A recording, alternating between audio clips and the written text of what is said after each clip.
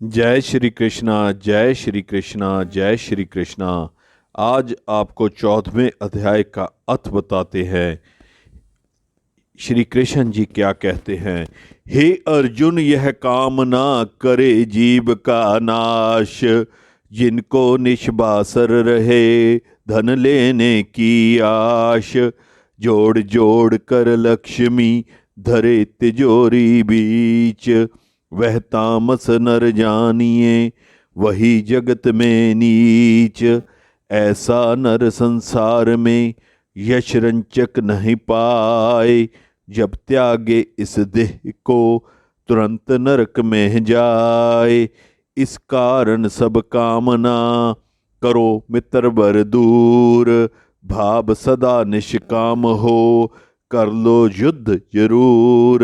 श्री भगवान जी ने, श्री कृष्ण जी ने कहा, अब मैं तुमको ज्ञानों में श्रेष्ठ ज्ञान बताता हूँ, जिसके जानने से सारे मुनिजन मोक्ष रूप परम सिद्धि को प्राप्त हुए हैं। इस ज्ञान की सहायता से मेरे स्वरूप को प्राप्त हुए लोग सृष्टि के समय जन्मते नहीं और प्रलय काल में कष्ट नहीं पाते। हे भरत, परम ब्रह्मा मेरी योनि है, मैं उसमें गर्भ को रखता हूँ और उसमें भूतों की उत्पत्ति होती है। हे कौन्तेय, सब गर्भों में जो मूर्तियां उत्पन्न होती हैं उनका उत्पत्ति स्थान प्रकृति और मैं बीज देने वाला पितर हूँ। हे महाबाहु, प्रकृति से उत्पन्न सतब रज और तम तीनों गुण देह में रहने वाले निर्विकार आत्मा को बांध लेते हैं।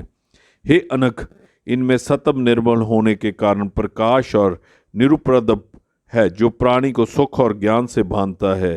हे कौन्तेय, रागात्मक रजोगुण से तृष्णा और आसक्ति पैदा होती है, जो प्राणी को कर्म के साथ बांधती है। तमोगुण की उत्पत्ति अज्ञान से है, यह भ्रम आलस्य निद्रा से प्राणी को बांधता है, मोह में फंसाता है। सतब सुख उत्पन्न करता है, रज कर्म पैदा करता है, तम सब ज्ञानों को ढककर प्रमाद पैदा करता है, सतब रज और तम को दबाकर बढ़ता है।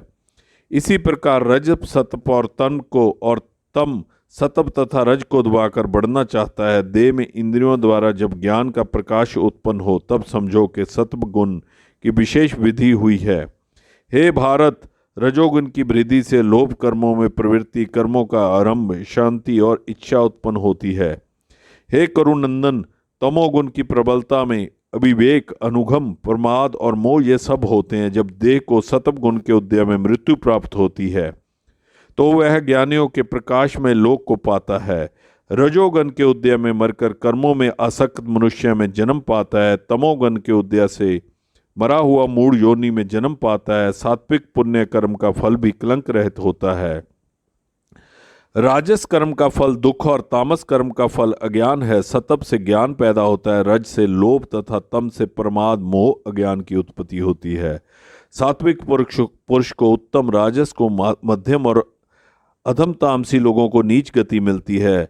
दृष्टा गुणों से अलग अर्थात निर्गुण साक्षी मात्र आत्मा को जान लेता है, वह मेरे रूप को प्राप्त होता है। जो शरीर में पैदा होने वाले सतब रज तम इन तीनों गुणों को जान लेता है, वह जन्म, मृत्यु, बुढ़ापा व रोग से छूटकर मुक्ति पाता है। अर्जुन ने पूछा, हे प्रभु, कैसे मालूम हो कि मुक्त मनुष्य से तीनों गुणों को पार किया? किन उपायों से वह इन तीनों गुणों को छोड़ता है?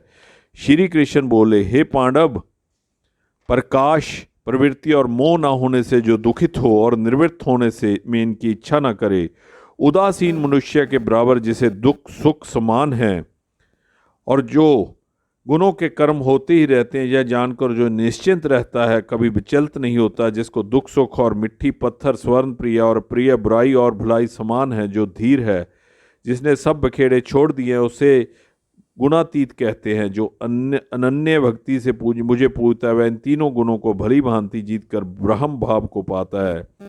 क्योंकि ब्रह्मा का और बेकार रहित मोक्ष और सनातन धर्म का और अखंड सुख का भंडार मैं ही हूँ और गुणग्राही सुख का समुद्र परमानंद भगवान सबका प्यारा है, सबका प्यारा है। जय श्री कृष्ण, जय श्री कृष्ण, जय श्री कृष्ण।